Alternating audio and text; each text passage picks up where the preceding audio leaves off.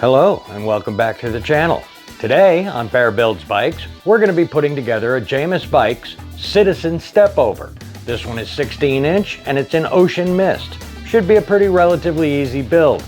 We're going to try things a little different today on how we actually present this. I want to try and get the bike out of the box, get it unpacked, then get it up into the stand. We do have a few tricks along the way to make it a little bit easier. One of the tips I will give you is that if you take the seat post and put it in the clamp and size it before you put it in the bike, you won't have to lift the weight of the entire bike and fumble around with the adjustment on the clamp itself. So let's get started.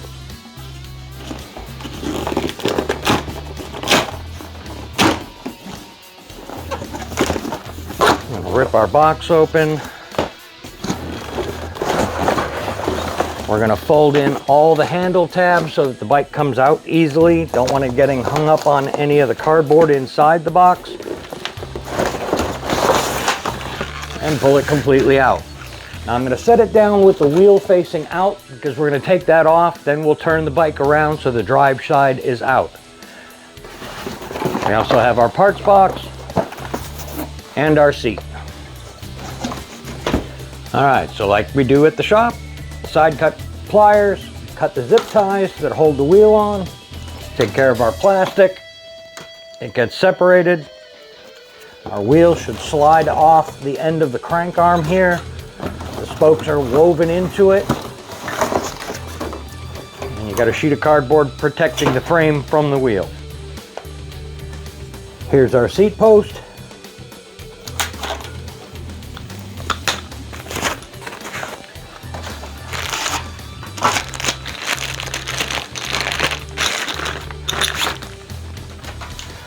And we will size our seat post to the clamp.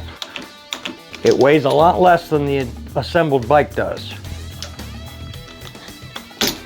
That way we know it's going to be good and firm. Now we can turn the bike around.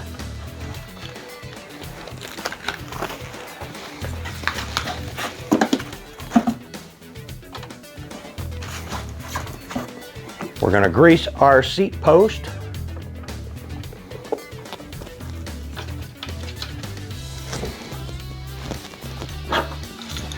Now with most of the time, I take the seat and put it on the post together and then get it into the frame. Today we're going to do it production style where we're just going to get it into the frame, cinch it up.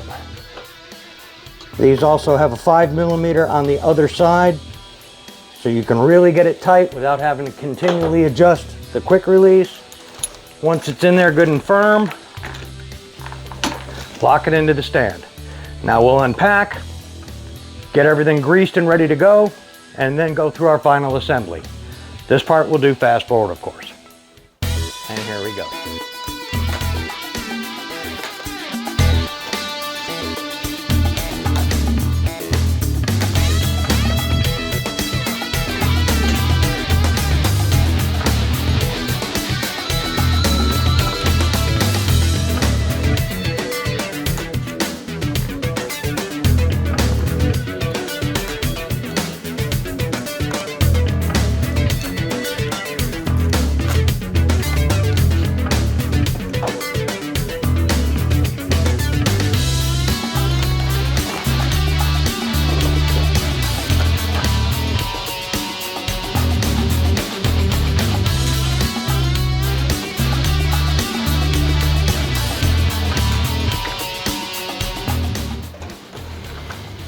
And from here, we have our pedals, our stem, our front skewer, our front and rear reflectors, the owner's manual, and some rubber caps that we put for the final assembly. All right, so like I said, we're going to do this kind of rapid fire like we do at the shop. We're going to grease our head tube. We're going to take our cap off the bottom of the stem. We're going to slide it down into the head tube. With a 6mm, We're going to just snug it up a little bit. We don't have to go crazy. And then we'll take out the 2 cap bolts.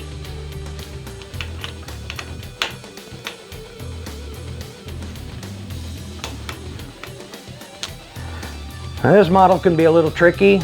You see I'm holding with my thumb and middle finger the bolts whilst pinching down on the cap to hold everything together. Alright, so our handlebar. You can see how the orientation is. Nothing is tied in a knot. Everything is free flowing. When this is up in place, everything is going to have a nice crisscross to it. I'm going to hold this in the down position right now because this stem cap goes on from the bottom, which is a little more unusual than the others. And if we get the top bolt started and we get the bottom bolt started, and we have the freedom to swing the bar up into place, you can continue using a 3-way, or you can grab a longer 6mm longer handle to get around the cables. Whatever's most comfortable for you. You do want the spacing in the cap to be the same at the top as in the bottom. We do this on all the bikes. It gives better clamping power when they're equal. We're not going to set any of this in stone because we have to put it down to figure out where the pitch is going to be and figure out where the controls are going to be most comfortable. From up here, you're just making guesstimations. Nothing's in line in the front yet. We are going to take our brake pads that are currently up and down, and with our 5mm, loosen them and lay them flat.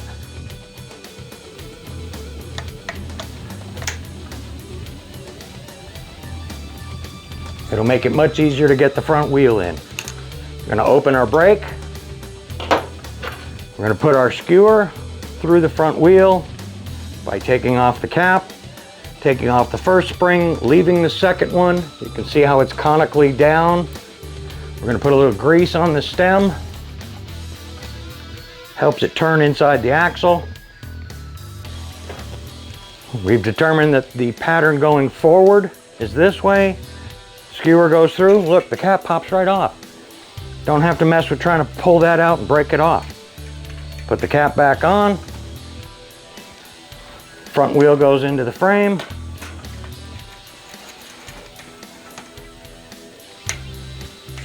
Just temporary. We're going to inflate the tire, get it up to where it's supposed to be, 65 psi. Then make sure it's centered in the fork. Reconnect our brake. Move on to the back one. Inflate it. Check our brake. Put our pedals on. It's all kind of rapid fire, but that's how we do it. The average build at the shop shouldn't take but 15 minutes, maybe 20, depending. And that's if it has fenders. We'll slap our pedals on. They do have stickers on them for left and right. Right side goes in, clockwise motion. Just get the thread started.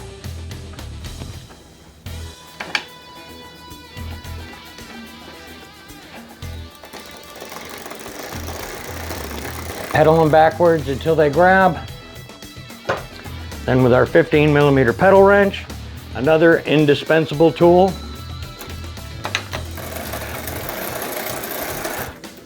You can hold the wheel. The chain will actually help you put tension on the crank if you don't want to hold this crank as well. Always pedaling backwards to tighten, get it to a point, and yes, you can grab the inner crank and crank down. You do want quite a bit of tension on those. So I'm going to air up the tires.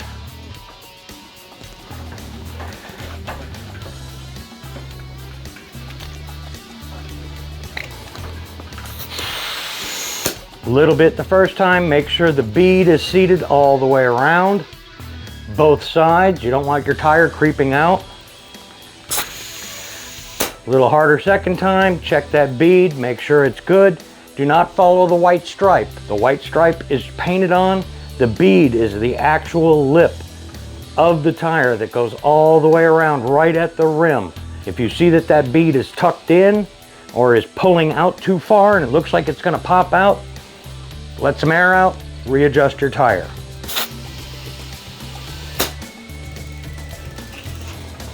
To the front.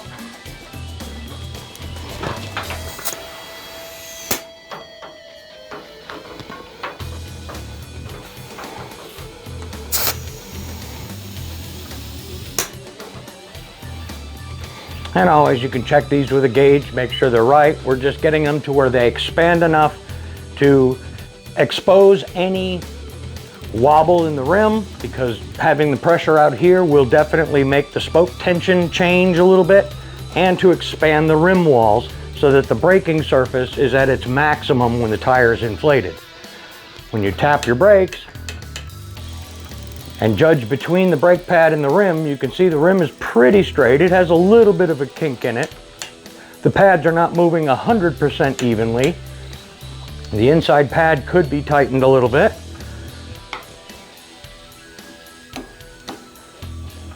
To help pull the arms over that way.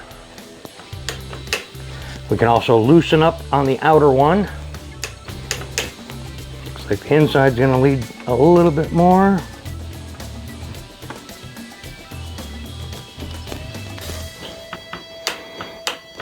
Now they're moving evenly. Now we will adjust cable tension.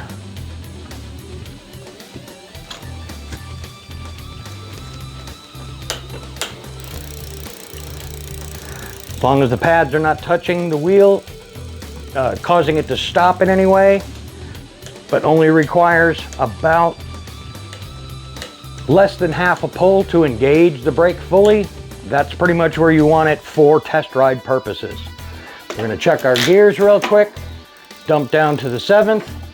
One click gets us up into 6. 5. 4 is hesitating. We're going to put a little bit more tension by turning counterclockwise to make the derailleur move over more to pick up that next gear.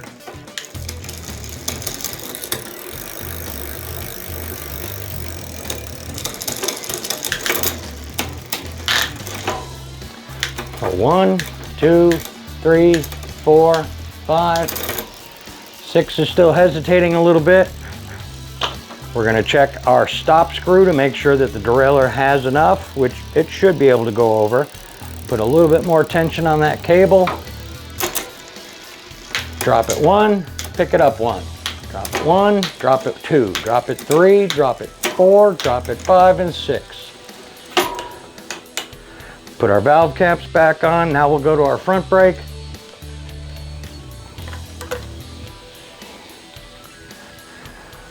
First thing we're going to do is align the pads to the rim, because these were just temporarily placed here to get the wheel in.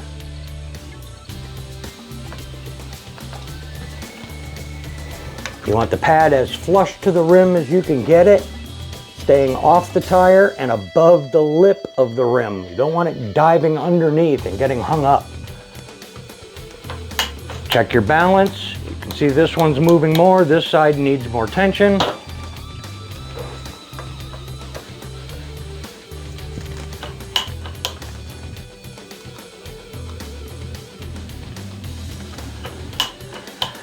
Even movement. Now we'll adjust our cable tension here.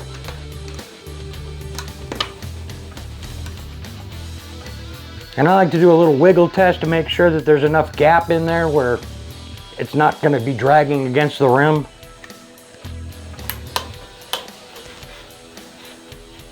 You can hear the rim is out a little bit.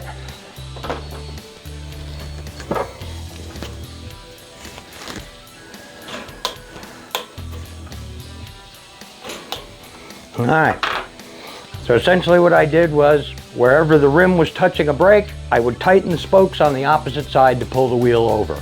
Quarter turn, half turn at the most, get the wheel to where it's centered in the frame, which we did when I put it in. Make sure that you can pull a good amount and get a good stop out of it. We'll put our seat on. We'll do that when it's on the ground.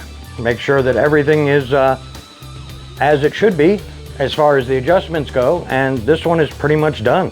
Reflectors will go on, and we'll take it for a test ride and make sure that everything works perfectly on it. Hope you've enjoyed watching this. Hope that you've learned a little something. You can watch till the end while I do the rest of the assembly, but please like, share, subscribe. We'll tuck in our brake wire just behind the spring there. Make sure it doesn't touch the tire. This one, we got to put a cap or a crimp on the end of the cable.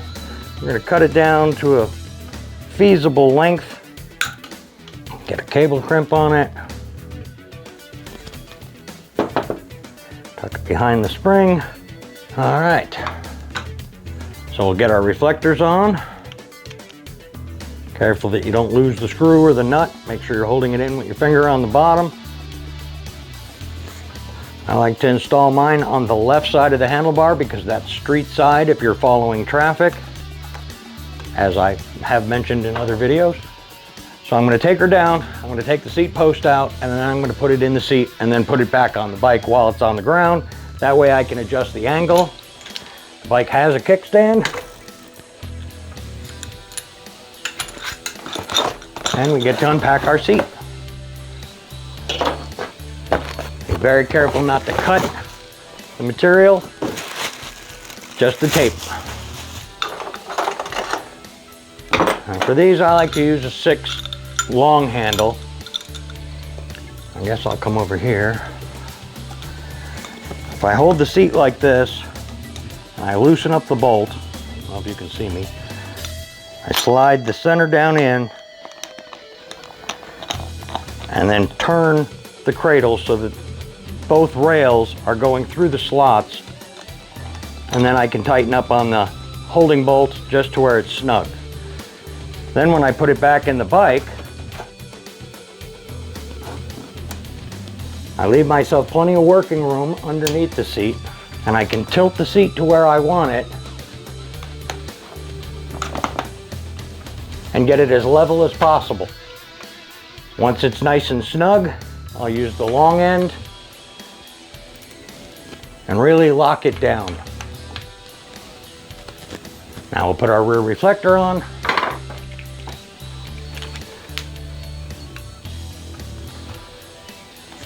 And then I'll turn it around and make sure that it is vertical. It's a sign of professionalism when you have that thing in line with the vehicle behind you, so that the reflector actually reflects their headlights. That is the idea. And once it's where you want it, tighten everything down. Drop your seat down. We're going to align our handlebar. We'll turn it around so you can see. All right, you can see the wheel. We're going to align it by lining the bolt, the tip of the stem, and the tip of the tire, all in a straight line. 6mm bolt.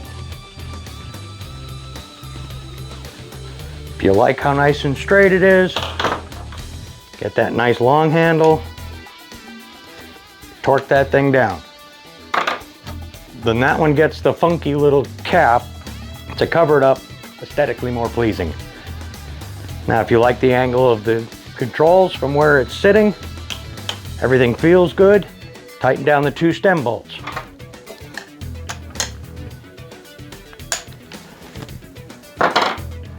And those get the other little caps,